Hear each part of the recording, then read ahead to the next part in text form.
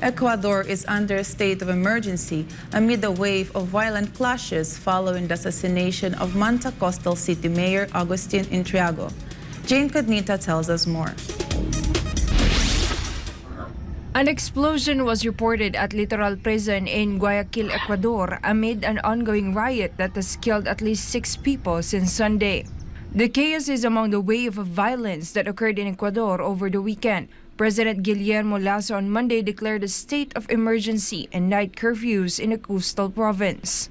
Lasso declared a state of emergency in the Ecuadorian provinces of Los Rios, Manabí, and Induran City near Guayaquil. This is after Manta City Mayor Agustin Intriago was shot dead on Sunday. Riots also occurred over the weekend in the Ecuadorian prison of Penitenciaria del Litoral in Guayaquil, which involves clashes between gangs inside of the said prison. Prisoners also took 96 guards as hostages in jails in Cotopaxi, Azuay, Cañar, El Oro, and Napo, and are continuing a hunger strike that began on Sunday in 13 Ecuadorian prisons. Reasons as to why the strikes occurred were not disclosed. Meanwhile, Ecuadorian police were deployed in certain areas including Manabí, Los Rios, and Canton Duran in compliance with the Executive Decree 824 issued by the Security Committee.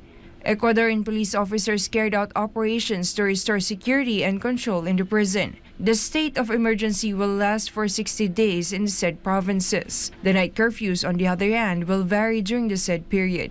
Reporting, this has been Jayne Codnita, SMNI News. Chinese experts likened the ongoing military exercises in Australia to a paper tiger after top official of the US Navy warned that the drill aims to send a message to Beijing. Sasha Hassa tells us more.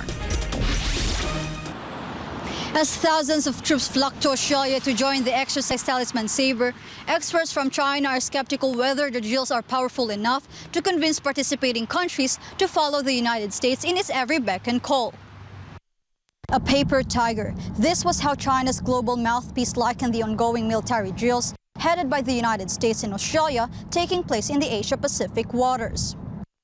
For Chinese experts, the drills, dubbed the largest show of force since it was founded in 2005, proved to be impressive on paper. However, they believe the exercise, which includes member countries from Europe, North America, and the Asia-Pacific, cannot persuade all its participants to serve the U.S. purpose. At an opening ceremony in Sydney's naval base last week, China's U.S. Navy Secretary Carlos del Toro described the water games as a way of sending a message to China that America's allies are cooperating to defend their security and democratic values.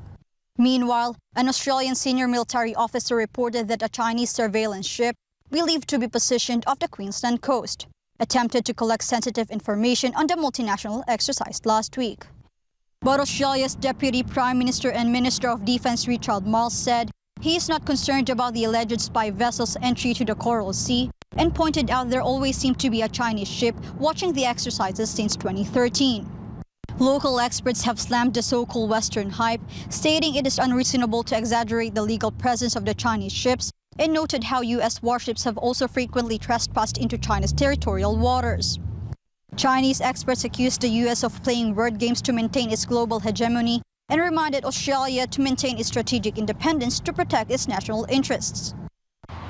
The military exercise kicked off ahead of U.S. Defense Secretary Lloyd Austin and U.S. Secretary of State Blinken's scheduled visit to Papua New Guinea and Australia this week. Reporting from Sydney, this has been Sasha Hassa, SMNI News, Australia.